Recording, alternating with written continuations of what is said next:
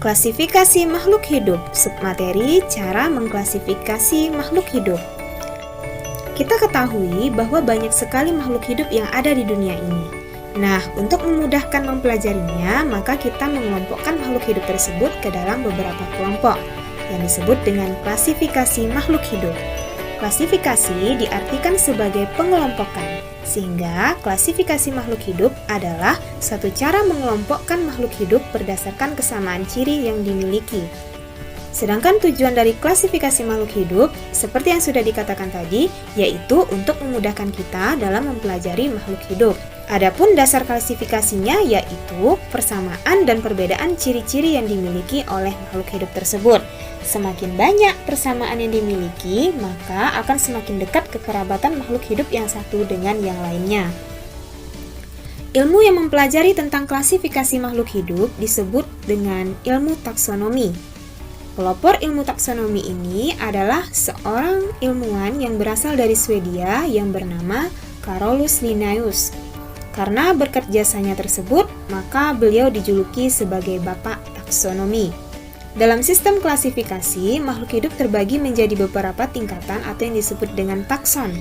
Adapun tingkatan takson tersebut adalah yang paling tinggi yaitu kingdom atau disebut dengan dunia. Terdapat 5 kingdom makhluk hidup diantaranya kingdom Monera, Protista, Fungi, Animalia, dan Plantae. Kelima kingdom tersebut akan kita bahas di pertemuan selanjutnya. Tingkatan selanjutnya yaitu divisi untuk tumbuhan dan filum untuk hewan. Tingkatan selanjutnya adalah kelas, kemudian ordo atau disebut juga dengan bangsa, kemudian suku atau famili, tingkatan selanjutnya yaitu marga atau genus, dan tingkatan terakhir adalah jenis atau spesies. Contoh takson untuk kucing dan padi, mari kita lihat perbedaannya. Kucing termasuk ke dalam kingdom Animalia, sedangkan padi termasuk ke dalam kingdom Plantae. Kucing termasuk ke dalam filum Chordata, sedangkan padi termasuk ke dalam divisi Magnoliatica. Kucing termasuk ke dalam kelas Mamalia, sedangkan padi termasuk ke dalam kelas Monocotyl. Kucing termasuk ordo atau bangsa Carnivora, sedangkan padi termasuk ke dalam ordo atau bangsa Poles. Selanjutnya, kucing termasuk ke dalam suku atau famili Felidae, sedangkan padi termasuk ke dalam suku atau famili Poaceae. Kemudian, kucing memiliki genus atau marga Felis, sedangkan padi memiliki genus atau marga Oryza. Felis catus adalah jenis atau spesies dari kucing, sedangkan Oryza sativa adalah jenis atau spesies dari padi. Selanjutnya, binomial nomenklatur. Binomial nomenklatur adalah pemberian nama makhluk hidup menggunakan sistem tata nama ganda, di mana tata nama ganda ini terdiri dari 2 suku kata. Kata pertama menunjukkan genus atau marga, sedangkan kata kedua menunjukkan jenis atau spesies. Tata cara penulisan binomial nomenklatur yaitu nama diawali dengan huruf kapital, di mana kedua kata boleh dicetak miring atau digaris bawahi. Contohnya untuk tata nama padi, yaitu Oryza sativa. Huruf awal yaitu O dibuat kapital, kedua suku kata dicetak miring atau digaris bawahi. Maka penulisan nama padi adalah seperti ini. Contoh yang kedua itu untuk ubur-ubur. Ubur-ubur itu nama ilmiahnya adalah Aurelia aurita. Huruf A untuk Aurelia kita beri huruf kapital, kemudian kedua suku kata dicetak miring atau boleh digaris bawahi. Maka penulisan nama ilmiah dari ubur-ubur adalah seperti ini. Selanjutnya, kunci determinasi.